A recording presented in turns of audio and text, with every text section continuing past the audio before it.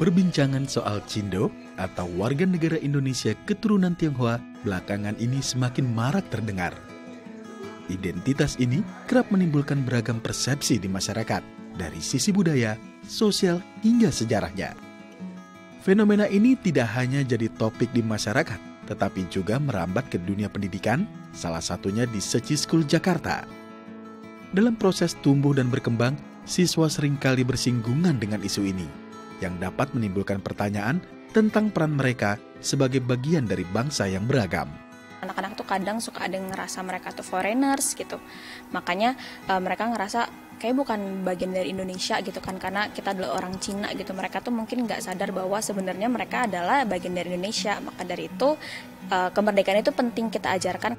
Untuk menjawab keresahan para murid, Seci Secondary School menggelar sesi diskusi bertema peran masyarakat Indonesia Tionghoa dari perjuangan ke kemerdekaan bersama sejarawan Didi Kuartanada. Karena tidak ada yang salah menjadi Cindo itu, justru mereka harus bangga karena nenek moyangnya dulu juga pejuang, ikut mendirikan bangsa ini dengan tetesan air mata. Setelah kita semakin kenal fakta-fakta sejarah ini ya, sebetulnya bagi mereka justru bisa mengcounter ya. Karena ternyata Tionghoa itu bukan pengkhianat, Tionghoa itu bukan economic animal yang hanya hanya ikut kalau Indonesia enak, kalau ini lari gitu, bukan. Talkshow ini membuka wawasan murid bahwa masyarakat keturunan Tionghoa juga berperan dalam perjuangan kemerdekaan Indonesia. Sejarah yang jarang disorot ini membuat mereka semakin bangga dengan identitas kebangsaannya. There was 4 people who were participated in the Indonesian independence. I feel proud that I'm only some of the few who know the answer, who actually stay focused on the Bahasa subject. Being able to talk about this and listen to other people talk about Chinese Indonesians and how big their role is in Indonesia, itu something that makes me feel more appreciated juga kan.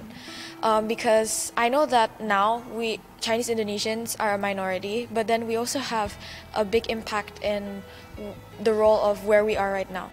Setelah mendengar kisah perjuangan tersebut, para siswa semakin bersemangat untuk ikut berkontribusi bagi bangsa sesuai cita-cita masing-masing. As myself, I plan to work as an architecture, so I plan to also introduce Indonesians architecture, the beauty of Indonesia's architecture to other countries, and also present it so that Indonesia's cultural heritage can be spread around more. Dalam momentum kemerdekaan Indonesia, para guru juga menggelar berbagai lomba menarik untuk menumbuhkan rasa cinta tanah air, seperti tarik tambang, estafet sarung, dan makan kerupuk. Dari sini generasi muda diharapkan tumbuh dengan wawasan luas, semangat persatuan, dan cinta kasih tanpa membedakan latar belakang. Sinari Siahaan, Ridwan Maulana, DAI TV.